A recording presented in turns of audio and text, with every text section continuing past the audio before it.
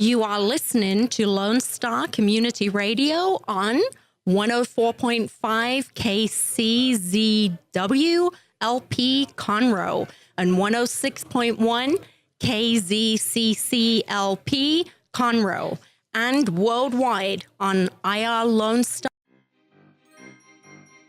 Trick or treat, Lone Star Radio listeners. This is Dick, the general manager, taking this quick moment to remind you that Lone Star Community Radio is looking to fill some of our talk show slots along with some of our DJ slots.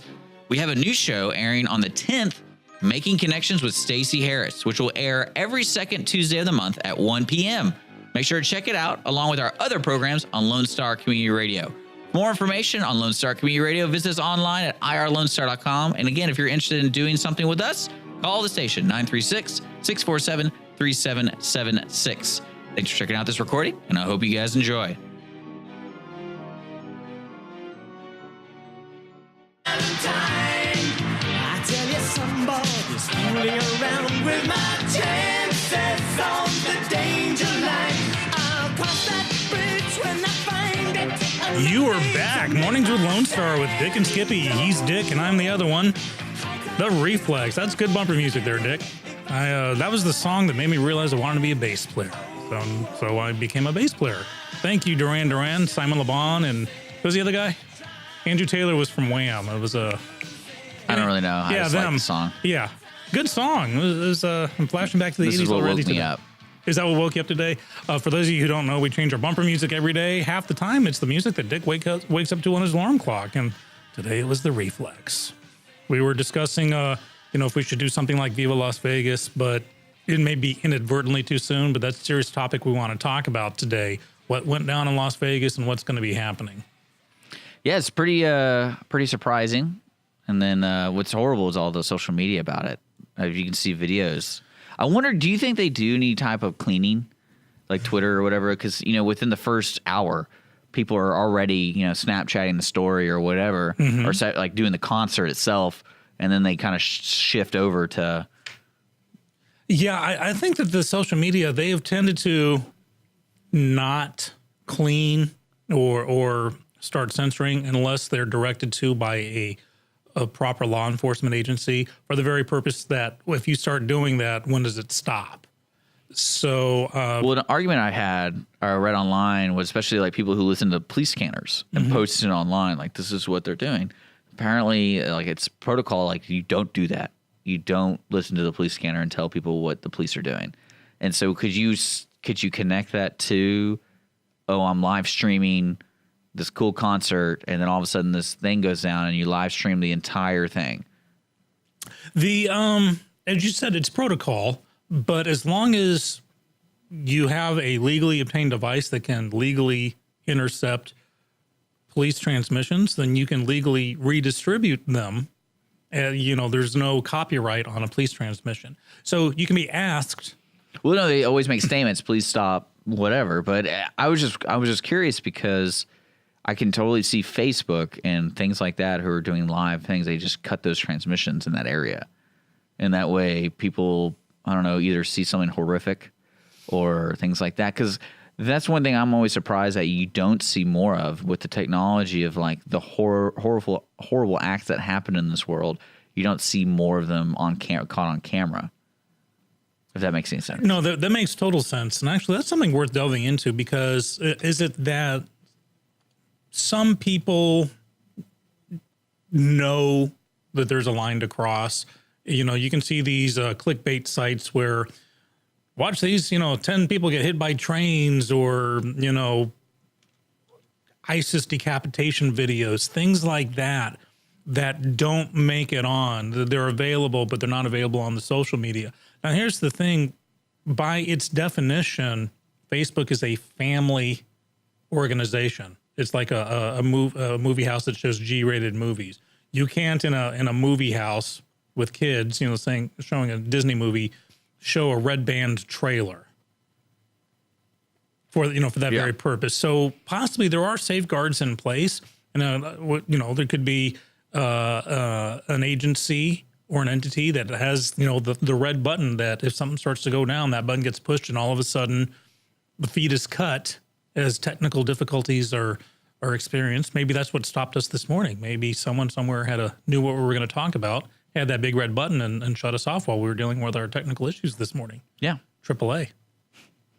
No. So just to give you a little more detail, Las Vegas PD put out things as please do not live stream or share tactical positions of our officers on the scene.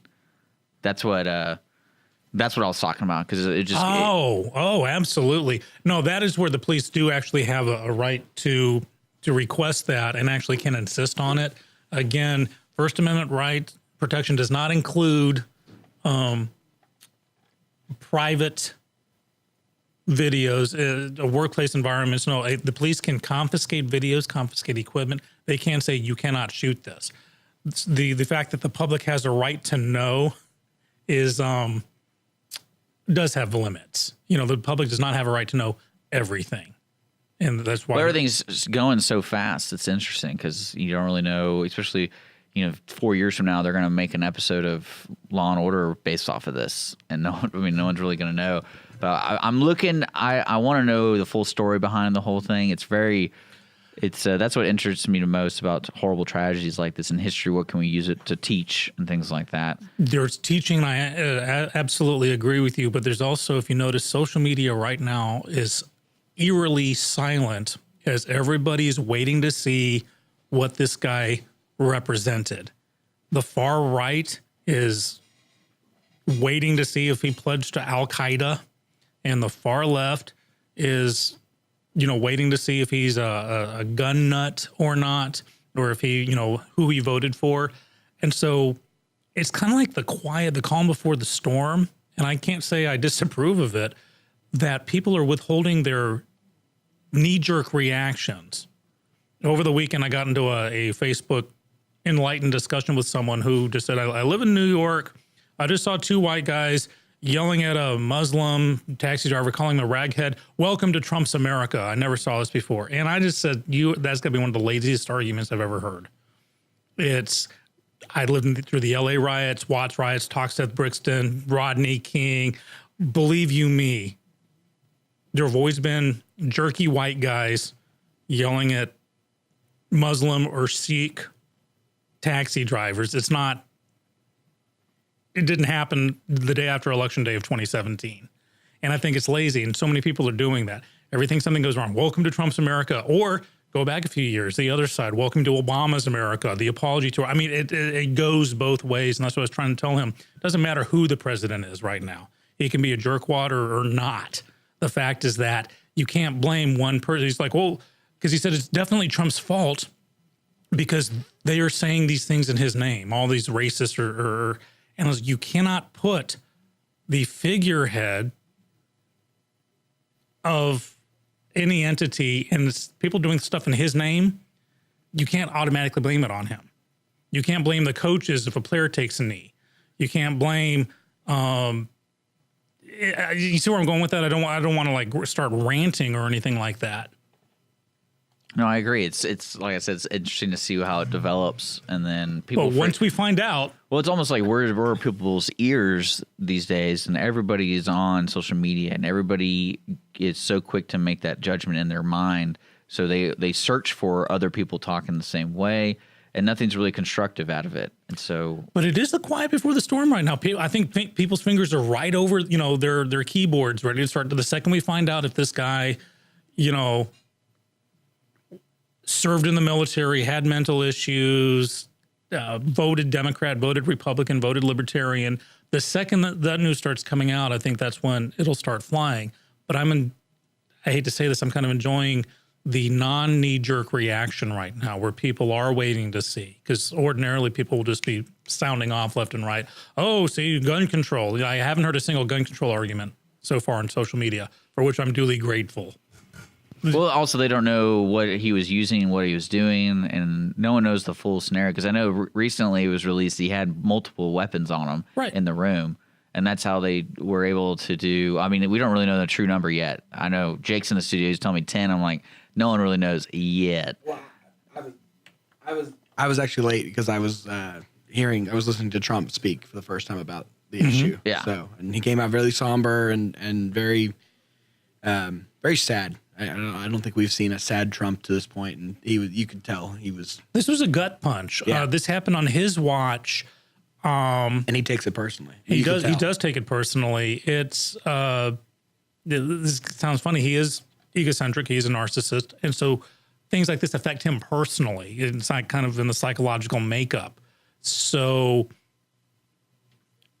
as we find out more, the planning of this, how long it took this guy, what he shot, and that's why people are reserving judgment. Those who want to say, oh, see, another reason why we need to ban assault rifles. What if he used, obviously he didn't use handguns, but you see what I'm talking about. They're waiting to see what argument they can make. Yeah. And hopefully the longer it takes for them to do that, the more maybe some common sense and logic will sink in and go, people, it doesn't matter if it was an AR-15, an Uzi, bows and arrows, 50 plus people died. Well, and they don't know if he obtained all of the weapons legally or illegal. If he's got military service, if he's got government training.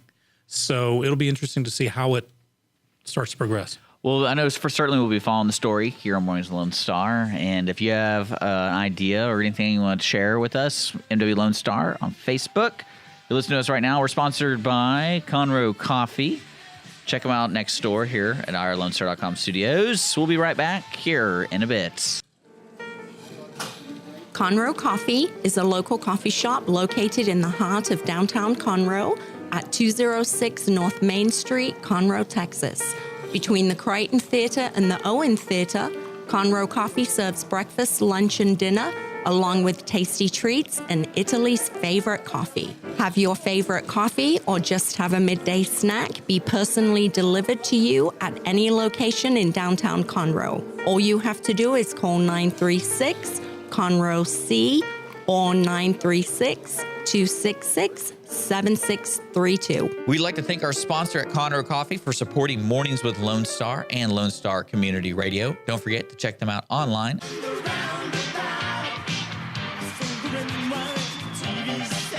You're back. Mornings with Lone Star with Dick Skippy and Jake in the studio with us. You're listening to Duran Duran, whose original lineup included Simon LeBon, John Taylor, Nick Rhodes, Roger Taylor, and Andy Taylor.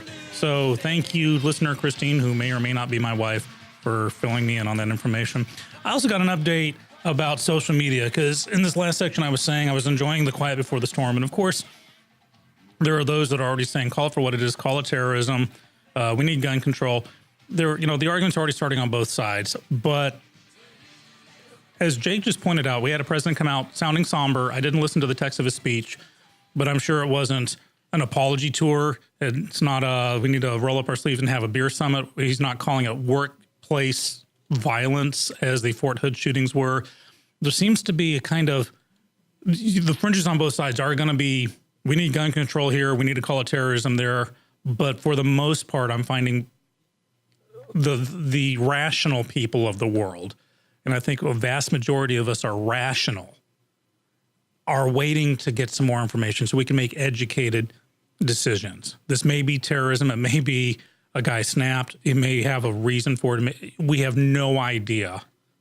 So I appreciate the update on the social media, and I'm not living in a bubble. I do know that people are saying gun control now, they're saying terrorism now, but as the information comes in, we can start making more educated decisions, and that's what I'm kind of enjoying seeing right now. And the shocking thing to me about all this was how old he was. I mean, 63 years old. He's not a young man. 63-year-old white guy. Yeah. I mean, that threw a lot of preconceived notions out the window right now. If this had been Tariq Masood, 20 years old, okay, we'd be having different conversations right now. And he'd been at the hotel in that room since Thursday. So this was planned. He was scoping it out. The shots fired started at the last song of the last last band playing at this last concert night. Mm-hmm. It was definitely planned, and we'll see what the his roommate, young Asian woman, or I say young, I don't know how old she is. But his roommate is an Asian woman. They finally got a hold of her. They're going to talk to her, and she's going to be a big key, I think, in discovering a lot of the backgrounds and Absolutely. Off the air, Jake and I were kind of like talking about how we're finding out about this. And every morning I wake up and I look at my phone and I get the overnight news alerts, right? And I'm scrolling through them. And usually it's car accident on I-45 and stuff like that. And I curse big rigs driving too fast. But this, I was just scrolling and scrolling. And my heart was sinking as I went down this. This was so unnecessary on so many levels. We have enough real stuff going on. And I mean that nature's throwing enough at us and geopolitical climates are throwing enough at us. This is something that's definitely not needed.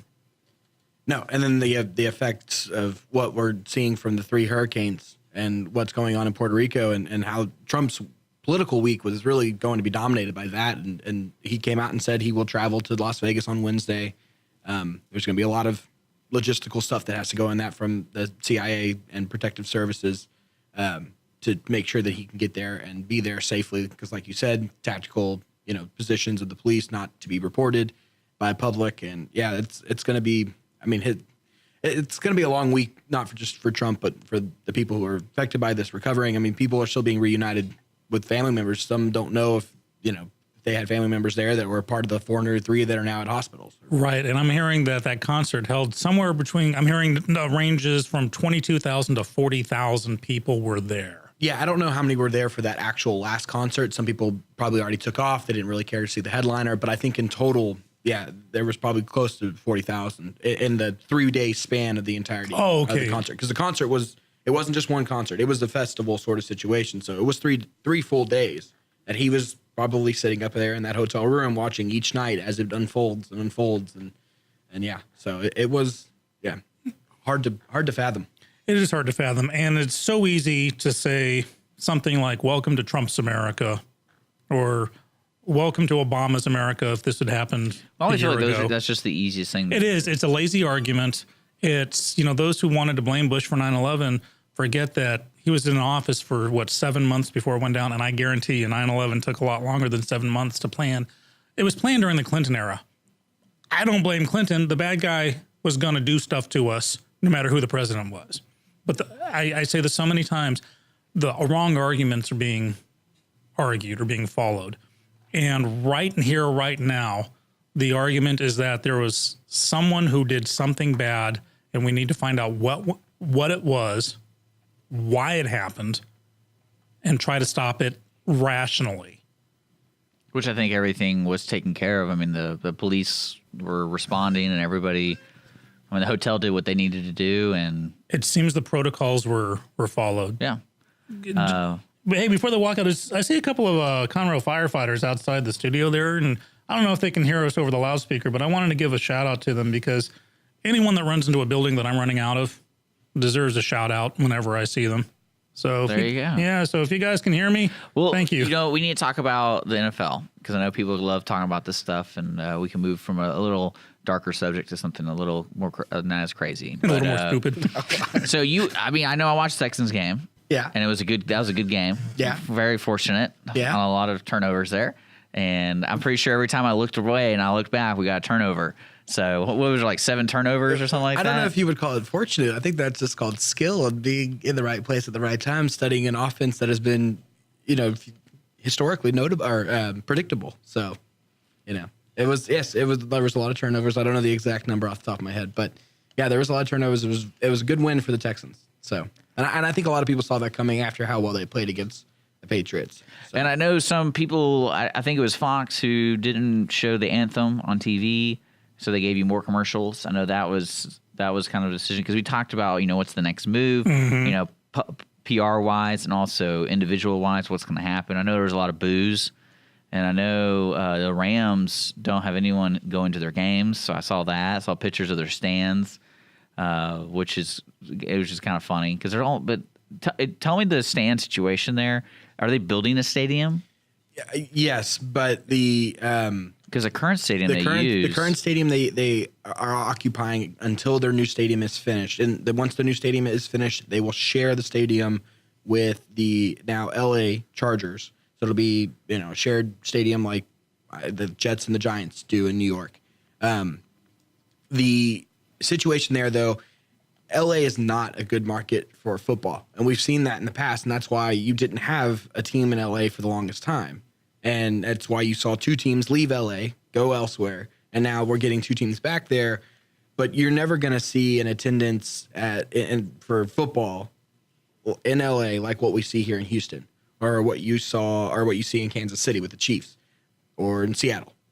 Just a few examples. Well, I've heard that's the secret argument why San Antonio is not getting a team, because too many Cowboy fans live there. Well, and that's their fear, right? But the market for LA is now torn. You took 2 teams away and you said, okay, now pick new fandoms. So some, went to the Chargers. Some went to Oakland, but a lot of people said, okay, well, we're going to go and root for other teams across the country. So now you're real divided. That kind of reminds me of, you've always got in every town that one like strip center that's got the restaurant that lasts for 2 to 3 months as something, and then it folds, and then a new restaurant moves in, and they think they're going to do it, and they fold.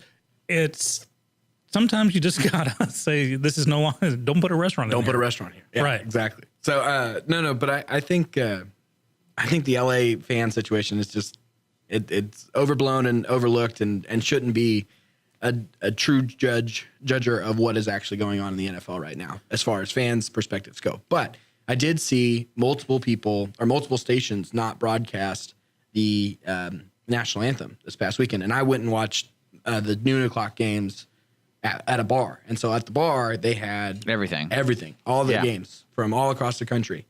I think I saw maybe 2 national anthems on all those screens. Other than that, we got commercials. And if anything, that's probably the smartest move, because you're basically neutralizing the hot topic. And then it's smart, but it's also kind of wussy that, because at one point I said, what are the odds of maybe someone not playing the national anthem? Before this whole thing got shaken up, how many people who watched the national anthem on TV got up and pledged with the TV? With the TV, no, I absolutely agree with you. So, I mean, that. like, really, what's the effectiveness of showing the national anthem on TV if it's no one's really following what's supposed to be going on? Yeah, I can't fully disagree with the move. I think like it was the wisest move. I do think there's a bit of wussiness in it. I feel like the pictures of that would look a little weird. People just like in a bar standing up and pledging.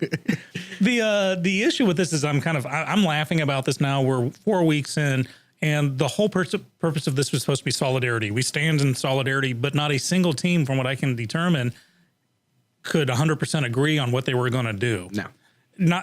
I'm not talking like 2 teams facing each other. I'm talking within this team. Some are staying in the locker room. Some are standing. Some are bringing out flags. Some are linking arms. Some aren't. And it's like your whole message is solidarity, but you can't even decide. The 11, 20 guys standing here right now can't even decide between them. Well, it's like watching, a family of 5 with 5 kids saying, "Oh, we're going to do pizza for dinner tonight." Well, what kind of pizza toppings do we want? And then you've got each kid saying, "I want this, I want that." Nobody can agree on one thing, and that's what you've kind of got in this place. It's everybody wants to put out a positive message from a PR standpoint for their team, but from ownership to players to coaches to GMs, everything. None of them can agree upon what is the best way to go about all this.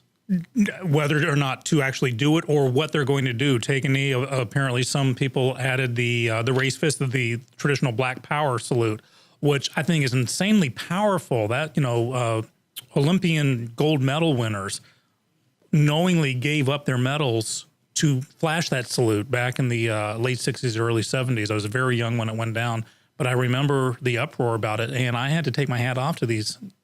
I think there were 2 of them, the gold and bronze. But now it's being someone somewhere said, "Oh, we'll add this salute," but not everyone's doing it. Well, and then what are you doing it for as well? Because do they know? That's what solidarity. Well, it's also because you're trying to control. You could definitely tell there's kind of like the group mind think of controlling what's going on, like as a franchise. So the main issue with that is if you, as a franchise, like for example, Jerry Jones and the Cowboys went out before, but what does that mean for those individuals on that team who were doing it prior? Well, because the thing about the Cowboys is nobody was doing it prior, because Jerry Jones instills fear into his players in that instance and says, "You will not, or you will not play. I don't care if you are my starting quarterback. I don't care if you're the best player in the league. I will sit you, I will trade you, and you will no longer be a part of this team if you go out and act individual of the team." And so you got to give them credit there. They went out last week and they did that. This week they did not, and they went back to their normal ways. You got to give credit to the Seahawks for also having unity. Words thrown around way too much nowadays, but having that unity and being able to do one thing as a team. Both of those two teams, both of those two franchises are doing a good job of actually showing a sense of team and organization, you know? Well, an NFL team is a workplace environment. You're employees of a really big office, but it's if you take NFL out of it and make it, you know, Dell, ExxonMobil and something, you know, or if I went into Conroe Coffee, I was going to say Starbucks, but no, if I went to Conroe Coffee to get some coffee and the barista whose paid job is to perform a single function, much like an NFL player's paid job is to perform a single function, win a game, or at least play a game. Yeah, you can break it down. Well, their job is to win. Their job is to win, yes. And she or he opts instead to protest and not provide the service that they're paid for. It'd be a different argument. For some reason, So they get fired. Right, exactly. And so I got to agree with you. For those who, the Jerry Johnsons of the world who said, I am the boss of this office, and this is Jerry how it's Jones. going. What did I say? Jerry Johnson. Yeah, him too. He's a coach somewhere else, Canada. You don't know him. Red hair. I think everyone raises a good point, but Mornings with Lone Star, we got to take a quick break here, and when we come back, we'll talk a little bit more about this issue. No one really won the bet, fortunately for us. So, but we'll be right back. You're listening to Lone Star Community Radio, Montgomery County's community radio station. Stick around.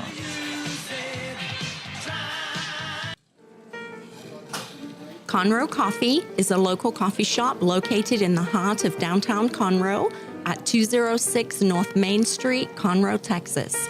Between the Crichton Theater and the Owen Theater, Conroe Coffee serves breakfast, lunch, and dinner, along with tasty treats and Italy's favorite coffee. Have your favorite coffee or just have a midday snack be personally delivered to you at any location in downtown Conroe. All you have to do is call 936 Conroe C or 936-266-7632. We'd like to thank our sponsor at Conroe Coffee for supporting Mornings with Lone Star and Lone Star Community Radio. Don't forget to check them out online. We're back. Mornings with Lone Star with Dick, Skippy, and Jake in the studio. We're bringing the big guns today.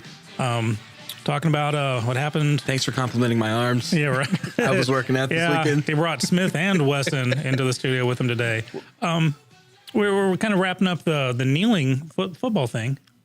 Well, yeah, because we were talking about, I was just curious because we have Jake here who's more involved with football than either I combined, Skippy and Dick. Right. And, like, you know, looking long term, do you see this affecting anything? And especially how the franchise is run. And then on top of that, one thing I always love is no one really knows the true numbers of an impact like this until it's gone. And a lot of people, you can say, like, you can go on social media and you can count how many people say hashtag NFL sucks or something like that. And that gives you an idea, but not a complete deal. Because I'm always curious about the cord cutters numbers. Like every year, how many subscribers to the main Comcast them are discontinuing their services, because it's happening more and more. It's in the news more and more, at least. Mm-hmm. But no one really knows that it's really impacting anything. But like NFL, what do you see, Jake, as what would be a telltale sign of this is actually not a good thing? They're in a bad situation and things like that. Well, I think you're seeing it with the NFL Sunday Ticket subscribers and cable companies saying, look, if you want a refund, we'll give you it, and we'll give you your money back. Why do you think they did that? I can't say. I can't speak for them. I don't know the true.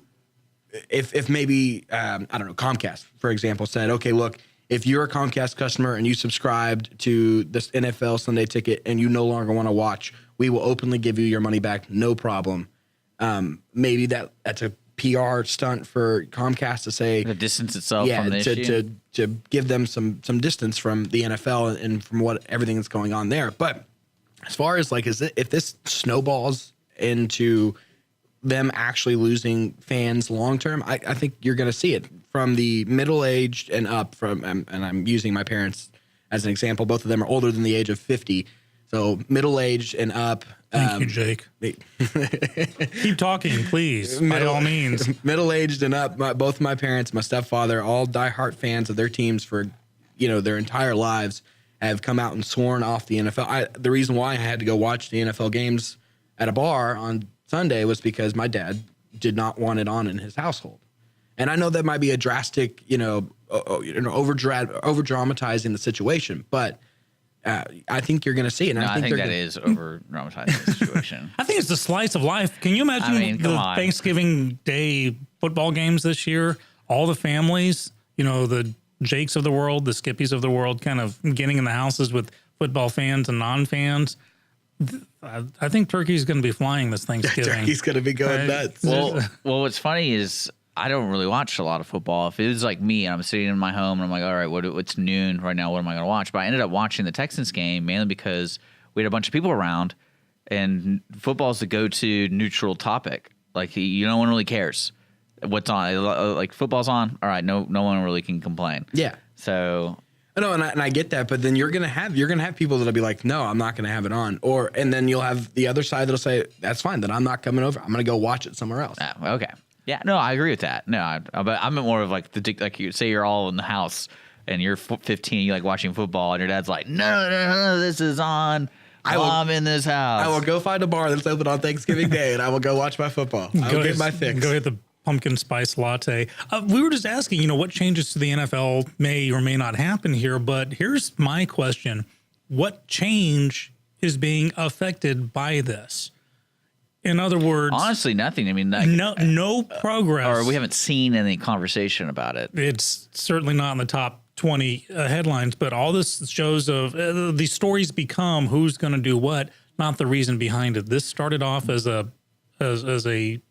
protest against perceived police brutality on minorities a year ago, and now it's become something that literally I am seeing no change in policy or public perception affected by this. Well, there's also the I would say like the time value. Right now, people are spending a lot of their time, especially right now with Las Vegas, and then the 3 horrible hurricanes that happened to Puerto Rico and Florida and Houston. I mean, those are the things that, as a media, like you're the producer, what are you going to be pushing? You basically have 3 options right now: NFL, whatever, Puerto Rico, then Las Vegas. Right now, those are the hot topics. You got to dedicate X amount of time to. Which one are you going to choose? Well, NFL is definitely on the bottom of the list. They are falling down the rankings as we speak. And I know Goodell will never come out and say this, but he's happy that all this other stuff is kind of going on because it's taking the narrative away from the NFL, which ultimately takes fuel away from the fire of what's going on in the field, which will, just continue down the line to decrease how often this is occurring. The NFL was so last week, and the hurricane was so last month. This is, the American way. I mean, listen, you want to talk statues now? Of course not, because that's 2 months ago. I forgot about that. Right? That's what I'm saying. So, the change, all these players doing their thing, these teams doing their thing, what have you changed? And I will put it out there, absolutely nothing. So we have a big, to bring it back to the sports and what I'm interested in, we have a big soccer match. The USA team has a big soccer match come Friday. And now they're playing down in Panama, I believe, correct? So it will be a road game, but I'll be curious to see if any of them do anything.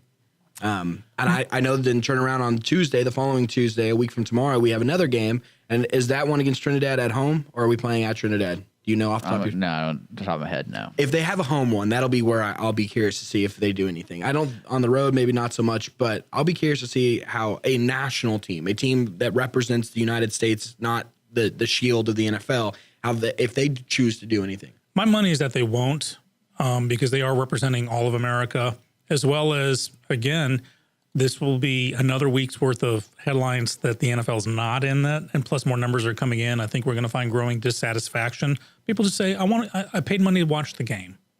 Yeah, and hard-earned money, too. Hard-earned money. These tickets are not cheap. And I also think the voice of this whole thing isn't as big as people make it off to be. I absolutely agree. The voices in the stands booing. Yeah, and I mean, that's going to be the loudest thing is people disagreeing, but then again... Like you said, what are these soccer players? If they do it, and I mean that's just going to be the end of. It depends on the coach. Depends on that kind of mentality of the organization. Because like the Jerry Jones of the world, he somehow is that kind of owner where he. Are you sure it's not Jerry Johnson? He's the redheaded curling coach for Canada's Yeah. Okay, just checking. So it's completely understandable to get those mixed up. I'll check. I think you might be wrong, Dick. I'll check into that then. I think to give you an idea, a comparable story, if the United States doesn't make the World Cup, it'd be a bigger story than one of them kneeling. I completely agree. And if they lose on Friday, I mean, odds are they probably won't make it in. Yeah. Well, fingers crossed that they just show up to play soccer. Did you see what was happening in Spain? No. The Catalan riots. Yeah. Oh, no, Believe it or not, there's life outside of our United States borders, wall or no wall. Wait, there's issues. I know outside? there are global issues, and thanks to Dick for introducing this in the conversation. So Spain had a referendum, and a lot like the Brexit referendum. You know, it went to the vote, and Catalan wanted to gain independence, and there appeared to be a substantial majority in favor of independence. Like numbers were suggesting 90% of Catalans wanted independence from the main body of Spain, from the motherland. And election day came, and apparently the government just went wacko. Violence, riots, police dragging voters out of the polls. It became a real, what we call in the industry, kerfluffle. Yeah, it was a pretty big deal over there. And especially with people start realizing, what is the process of this? What does this even mean? And some people asked about, the United States. What does it mean to secede? And it's very similar to that.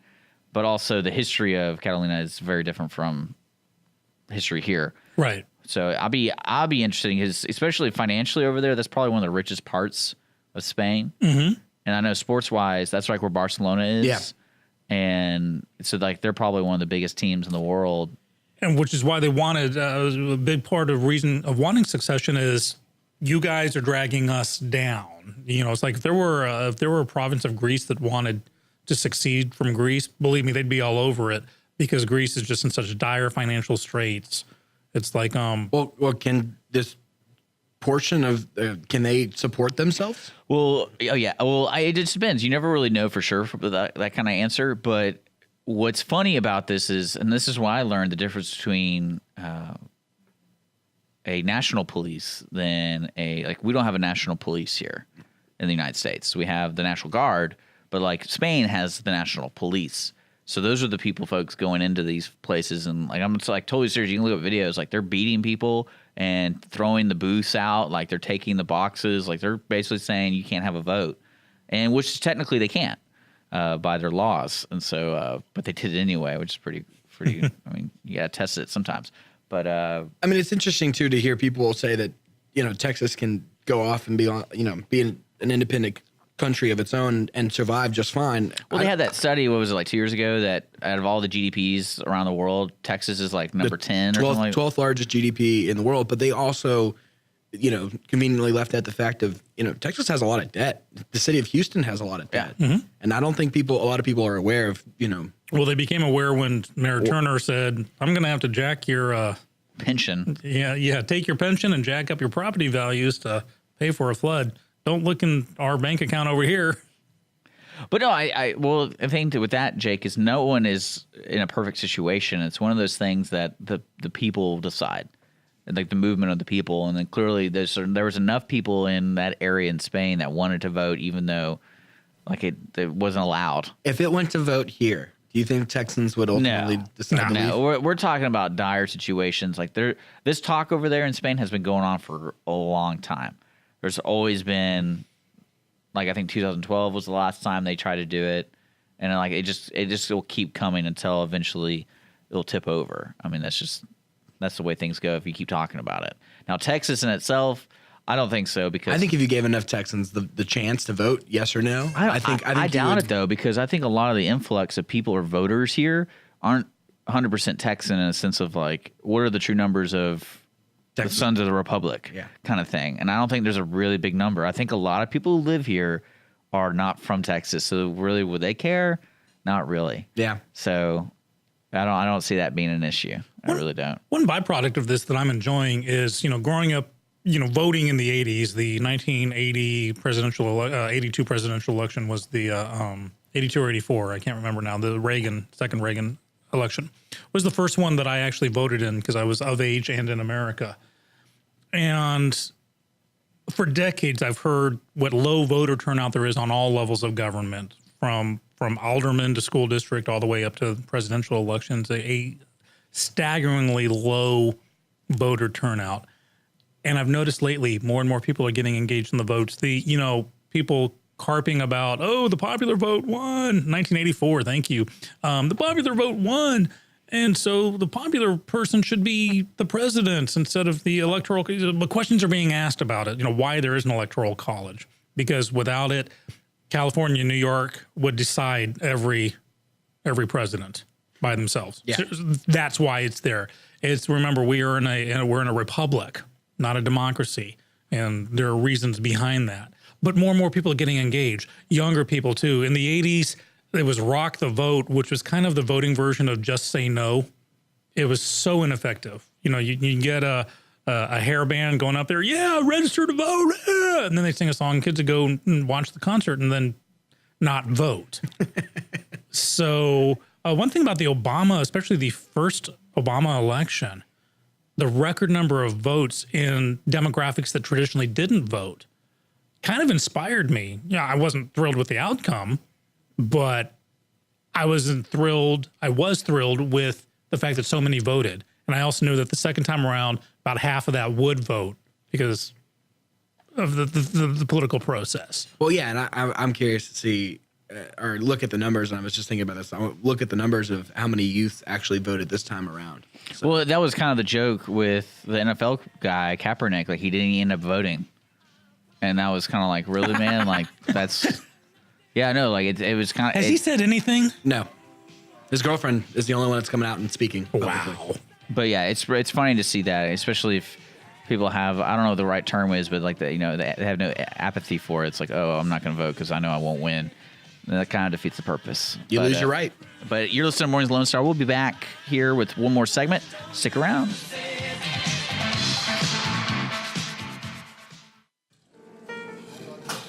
Conroe Coffee is a local coffee shop located in the heart of downtown Conroe at 206 North Main Street, Conroe, Texas. Between the Crichton Theater and the Owen Theater, Conroe Coffee serves breakfast, lunch, and dinner, along with tasty treats and Italy's favorite coffee. Have your favorite coffee or just have a midday snack be personally delivered to you at any location in downtown Conroe. All you have to do is call 936 Conroe C or 936-266-7632. We'd like to thank our sponsor at Conroe Coffee for supporting Mornings with Lone Star and Lone Star Community Radio. Don't forget to check them out online. We are back. Mornings with Lone Star with Dick and Skippy and Jake. We're solving the world's problems one topic at a time. Why did y'all choose Duran Duran? It was just on my playlist this morning. That's what Dick woke up to this morning. My dad's seen them in concert. He said it was a pretty cool concert. This was a song. Cool. Right? Just a little sidebar. Yeah, there. that was... What other concerts has your dad been to? Tell me. Lots. Tell me about it. This was the song that made me realize I wanted to be a bass player. So I became a bass player based on this song. I could hear the bass patterns. Like, I could Is play it that. fair to call yourself a bass player, though? Yeah, because I follow the rule book. I wear waistcoats. I wear vests and fedoras. I look pretty cool, strapping a bass on. And I've been known to bang out a riff or two. Okay. I mean, I'll allow that. Thank you very much. Bass player's just cool in general. And few things are sexier than a bass playing woman. A bass playing woman. I'm telling you, there's a woman straps on a bass. There's just something about that gives her extra cred in the book of Skippy. Wasn't the bass player for the Talking Heads a woman? Yes, absolutely. Bass player for the Waitresses, who did I Know What Boys Like and Square Pegs.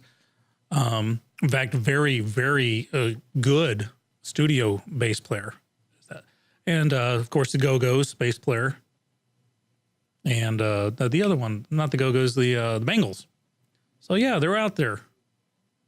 Can't believe it. I know. They're all over. Jeez. Thank you, 19th Amendment. There Give them the you vote and see go. what happens. There They you start go. playing bass. Well, we got a couple more minutes here, so we're wrapping it up. Let's talk about tomorrow. We're going to have somebody in the studio. We're going to have John Patterson, hopefully in the studio and not calling in. John Patterson has started an organization to provide relief to Puerto Rico, and this thing is kind of blown up in the best possible way. So he's going to talk about what's been going on. Looking forward to this one. Cool. How was everybody's weekend? Anything eventful happen for y'all? Laundry. Galveston was doing beautiful until Friday night. It started pouring down rain, which was not supposed to be there. But outside that, it was a lot of fun. And did you behave yourself? yes, immensely. I mean, why would I never not behave myself? And I watched the football game, which was nice. And I spent the whole weekend with friends. So there you go. The end. But we got a bunch of remotes coming up. Yeah, I'm excited. But Friday, don't forget April Sounds, Lobster Fest. Then we also have Saturday, which is a Texian Heritage Festival out there in Montgomery. And then we also have the Barbecue Festival in the Woodlands on Sunday. So Lone Star will be out there. I'll be out there, I guess. I might schlep along, keep you company. I think it'd be cool. So again, let's promote that a little bit more on Friday morning, folks. We're going to do our show, Mornings of Lone Star, live at April Sounds Country Club on the golf course. So that's going to be a lot of fun, a little different. Ducking golf balls. So hopefully there's no mad poopers out there. Or hopefully there are. We can get them on an interview. Right, we can get relevancy. Before or after? During. He was half a second ahead of me. That's a little weird.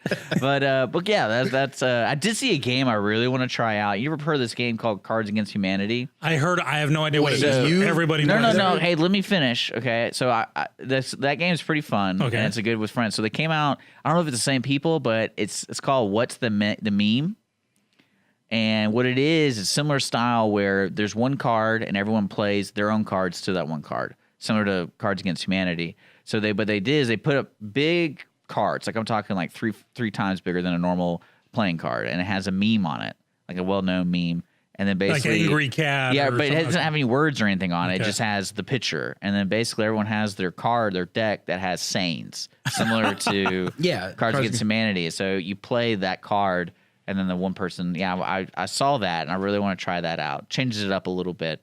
So are you trying to be accurate and like actually? Weird. No, it's kind of like Cards Against Humanity, where you're playing on trying to be the funniest judge. one Whoever's possible. the judge, you're playing on their humor and who they are and stuff like that. So You need to try Cards Against Humanity. I have heard this. Caw is great. I will. I will also start watching Game of Thrones, I promise. Meanwhile, outside is beginning to look a lot like Christmas. yeah, Leo's out there. I hope she's being safe. Pay attention. Don't pay attention to us, Leo. Yeah, don't wave at us. Hold on to the ladder, okay? Coming up next here on Lone Star Community Radio will be the weekly business hour till about 11 o'clock or till 11 to 12. And then from 12 to 1, we got Conroe Culture. And then, of course, Nerd Thug Radio. Full lineup. If you missed today's show, don't forget, subscribe to us on YouTube. And we also have Google Play and iTunes for podcasts. That will be up within 48 hours of the show. Don't forget, we will be back tomorrow morning at 8 a.m. Ish. And then we're going to have Mr. Patterson call in, talk about how we can help out the folks in Puerto Rico, all the way from here in Houston. Who's our wonderful sponsor, Dick? Our wonderful sponsor of Mornings of Lone Star is Conroe Coffee. Also, a.k.a. Light Hanger outside, Miss Light Hanger. She does it all. Wait, where'd she go? Okay. There's a hand. I She's see a alive. hand, okay. She's not on the ground. Like I said, coming up next is a weekly business hour with Dick Schissler. And you know what? I'm actually going to be on the show. I found out last night. So Well, it's nice to see nepotism is alive and well at Lone Star. It's every day. We have to capitalize on the situation here. Stick around. Thanks for listening to Mornings Lone Star. Skippy and I will be back tomorrow morning. We look forward to having you in. So we'll see you later. Yeah. Thanks for checking out this podcast of Lone Star Community Radio, Montgomery County's community radio station. If you enjoyed this recording, make sure to check out our past shows online at irlonestar.com or their respective video or podcast formats on YouTube, Google Play, or iTunes. If you have any questions regarding the show, either it being about sponsorships or questions for the host, contact the station manager at dick@irlonestar.com or call the station at 936-647-3776. This show is recorded in downtown Conroe, Texas at the Lone Star Community Radio Studios. And Lone Star Community Radio reserves all rights